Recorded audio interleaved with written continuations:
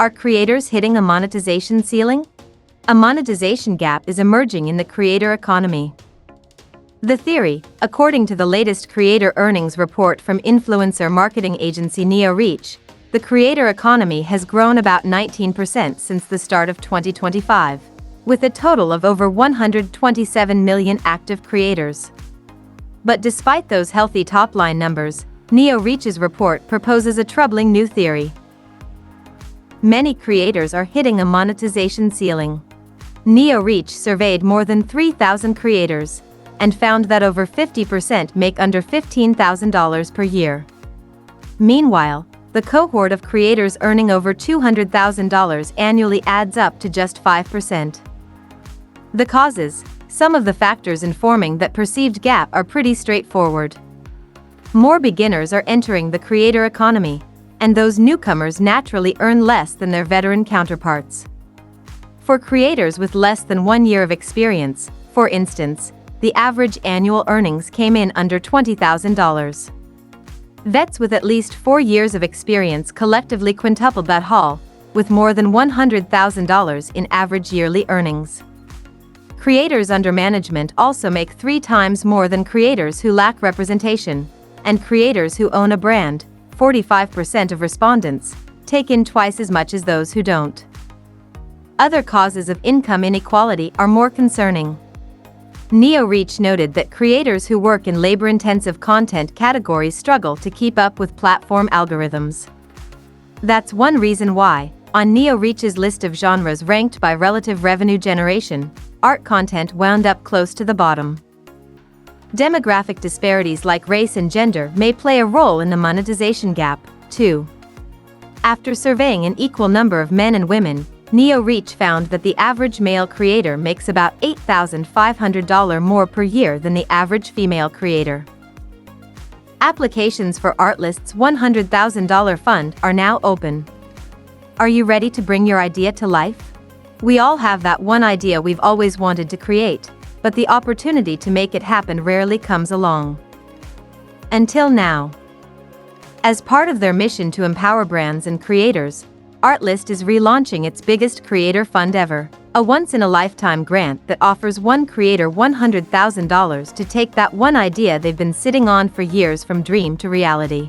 The fund's first-ever winner, Sent into Space, conquered outer space by filming the northern lights from 100,000 feet above Earth. What could you create with $100,000? It only takes 3 steps to find out. Show us your idea. Post a video, no longer than 90 seconds, on your social media platforms showcasing your concept. Make sure to tag at artlist.io and use the hashtag #Artlist100kfund. Put your vision into words. Fill out the application form on the website. Submit your application for a chance to make your dreams a reality. Applications are open to all video creators and creative teams worldwide. Hit the link below to get started. The latest stop on IssueSpeed's global tour sent his viewership stats soaring. During a stream in Turkey, the 20-year-old creator topped the live viewership charts on both Twitch and YouTube. In the wake of YouTube's crackdown on spam, Facebook says it's introducing stronger measures to reduce unoriginal content. Threads recently passed 350 million monthly users, but according to SimilarWeb, Meta's ex-competitor isn't generating much off-platform traffic for creators. TikTok parent ByteDance is reportedly developing its next big product, mixed reality goggles designed to compete with Meta's upcoming AR/VR wearables. Top branded videos, chicken and tech climb the charts. Tech is one of the most popular categories on YouTube, so we're never surprised to see videos focused on nifty gadgets hit the top of the branded charts, especially when Prime Day rolls around. With Amazon's 2025 promotion racking up an estimated $24 billion, it only makes sense that this week's Gospel Stats brand report is a little tech-heavy. Mrusathibos X Incogni, Nothing Phone, 3, What Have You Done? 4.2 M views. When it comes to phones, most consumers go with major producers like Apple and Samsung. But there are other options out there, and one of them is Nothing. The company's latest model is Nothing 3, and, according to Mrusathibos, it's probably not worth the $800 price tag. Unsurprisingly, that less than stellar review wasn't sponsored by nothing. Instead, it was backed by data protection service Incogni. Food with Bare Hands x Sanderson Farms. #ad bacon-wrapped chicken lollipops at Sanderson Farms TV. 3.2 M views. If anything can stir up as much attention as hot new tech, it's controversy. This week, a channel with just 146,000 subscribers managed to snag a spot at number 2. Given the size of his following, Food with Bare Hands chicken recipe probably isn't the source of the vid's virality.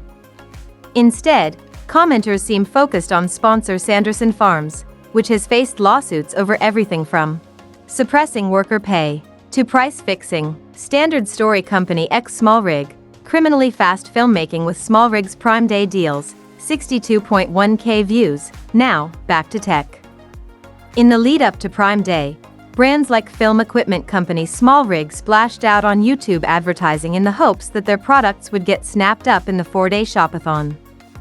As you might expect, this vid, which is both focused on and sponsored by Small Rig, was a bit more complimentary than Rooster Boss's Nothing review. Indie game creators are making millions selling Roblox worlds. The trend, up until late last year, it was against Roblox's terms of service to sell in-platform games. Sure, sales still happened, but they weren't really allowed, so there was always a risk that a newly acquired game could get banned. Then, in December 2024, Roblox added a function that lets developers transfer ownership of games, effectively giving the go-ahead for these sales. The impact was immediate. In the last 6 months, Bloomberg says mid-size game development companies have been acquiring top-performing games from independent, and often anonymous, developers for millions of dollars apiece. These companies are effectively becoming the EA of Roblox, snapping up already popular games and then building future updates. That process can be life-changing for indie devs.